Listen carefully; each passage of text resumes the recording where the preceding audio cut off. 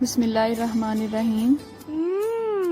Tasty. हाँ, आज हम बनाने जा रहे हैं बहुत ही टेस्टी और बहुत ही डिफरेंट चिकन कढ़ाई। नहीं जनाब, इसकी एंड वाली लुक आपको वीडियो के एंड पर ही मिलेगी। तो चलें रेसिपी स्टार्ट करते हैं।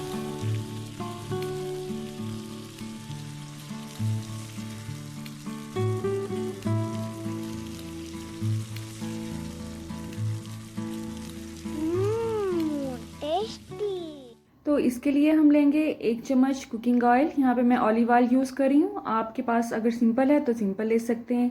1 चम्मच ही इसमें देसी घी का ऐड करेंगे। और ये ऑयल और घी दोनों ही हेल्दी हैं हमारे लिए। अब जैसे ही घी मेल्ट होने लगेगा तो इसमें ऐड करेंगे प्याज। यहाँ पे मैंने 3 दरमियाने साइज़ के प्याज लिए थे और उन्हें पतले पतले लंबे टुकड़ों में काट लिया है, जैसे कि हम चावलों के लिए काटते हैं। ठीक है। अब चूल्हे की आंच को मैंने दरमियाना ही रखा हुआ है, ना बहुत स्लो है और ना ही बहुत तेज़ है। अब प्याज का कलर हमने बहुत ज़्यादा ब्राउन नहीं करना है। बस जैसे ही ये हल्का सा कलर चेंज करना स्टार्ट करेंगे तो हम इसमें ऐड करेंगे अदरक और लहसुन का पेस्ट। अदरक और लहसुन को मैंने फ्रेश ही मैश किया है अभी। इन दोनों को मिला के ये तकरीबन 1 से 1.5 चम्मच है बस। अब इसे भी हम 1 से 2 मिनट के लिए भूनेंगे और उसके बाद इसमें ऐड करेंगे चिकन। ये तकरीबन 1 से 1.5 kg है। इसको मैंने धो के अच्छी तरह से इसका पानी खुश्क कर लिया है। इस वक्त हम इसमें कोई भी स्पाइस ऐड नहीं करेंगे। जब ये अपना हल्का सा कलर चेंज करना स्टार्ट करेगा तो हम इसमें अपने स्पाइसेस ऐड करेंगे। ठीक है।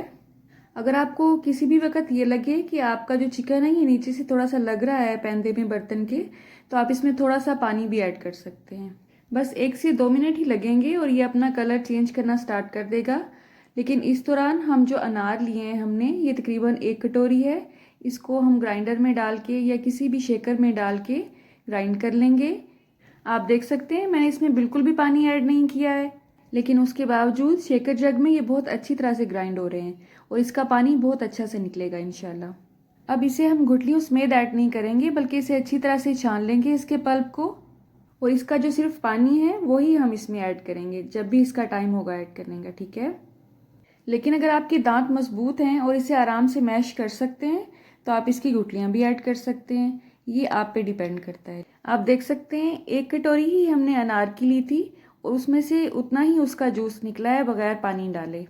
ये गुठलियाँ हैं और इसमें से अच्छी तरह से निचोड़ लिया है मैंने पानी सारा। चिकन ने अपना कलर चेंज कर लिया है। अब हम इसमें ऐड करेंगे 1 चम्मच नमक, आधा चम्मच इसमें हल्दी पाउडर ऐड करेंगे। भुना हुआ सफ़ेद ज़ीरा भी इसमें आधा चम्मच ही ले रही हूँ मैं। 1 चम्मच इसमें ऐड करेंगे सुरख मिर्च का पाउडर। अब इन तमाम अज्जा को अच्छी तरह से मिक्स करने के बाद 3 से 4 मिनट के लिए इसकी भुनाई करेंगे, ताकि इसमें जो मसालों का कच्चापन है वो ख़त्म हो जाए। और इसके बाद इसमें ऐड करेंगे ओयस्टर सॉस। ये मेरी फेवरेट सॉस है। अगर आपके पास ये नहीं है तो ये बिल्कुल ऑप्शनल है। आप इसकी बजाय जो रेगुलर सोया सॉस होती है वो भी ऐड कर सकते हैं। इसका मैंने तकरीबन आधा चम्मच ही डाला होगा। ये थोड़ी सी खट्टी मीठी सी सॉस होती है और सूप्स वगैरह में बहुत अच्छी लगती है। इसी तरह से चिली सॉस मैंने 1 से 1.5 चम्मच ऐड किया है। तो आज जो हम कढ़ाई बना रहे हैं इसको हम थोड़ा सा मॉडर्न और थोड़ा सा देसी दोनों टच ही देंगे, तो ये इंशाल्लाह बहुत ही अच्छा टेस्ट लेके आएगी। और अगर आपका अनार खट्टा है तो आप अपनी पसंद के हिसाब से इसकी क्वांटिटी को कम कर सकते हैं। जो अनार मैं यूज़ कर रही हूँ वो खट्टा मीठा है, इसलिए मैंने 1 कटोरी लिया है, लेकिन आप हाफ भी ऐड कर सकते हैं इसमें। इसकी काफ़ी देर भुनाई की है चिकन की हमने। अब हम इसमें ऐड करेंगे अनार का जूस। और जैसे ही आप इसे मिक्स करेंगे आपके किचन में क्या बल्कि पूरे घर में इसकी खुशबू फैल जाएगी इंशाल्लाह। अब हमने चिकन को इसके गलने तक पकाना है। अगर आपको लगे कि आपका चिकन ज़्यादा कच्चा है और ये सिर्फ इसके जूस में ही नहीं पक सकेगा तो आप इसमें मज़ीद पानी ऐड कर सकते हैं। मैंने शेकर जग में आधा कप पानी डाल के उसको अच्छी तरह खंगाल के ही इसमें ऐड कर दिया है। अब हम इसे कवर कर देंगे और चूल्हे की आंच को थोड़ा सा स्लो कर देंगे। लेकिन आपने इसको इसके हाल पे ही नहीं छोड़ देना है, बल्कि वक्फे वक्फे से आपने इसे चेक करते रहना है। जब ये मुकम्मल तौर पे गल जाएगा तो हम इसमें अपने नेक्स्ट इंग्रेडिएंट्स शामिल करेंगे। ठीक है। चिकन के मुकम्मल तौर पर गल जाने के बाद आपके पास 2 चॉइसेस हैं।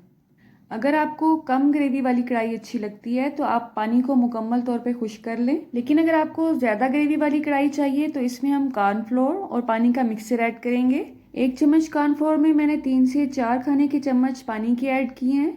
अब हम इसे थोड़ा थोड़ा सा करके अपनी कढ़ाई में ऐड करेंगे और जिस पॉइंट पे हमें लगेगा कि हमें इतनी ही थिकनेस चाहिए ग्रेवी की, उस पॉइंट पे हम इसे डालना बंद कर देंगे।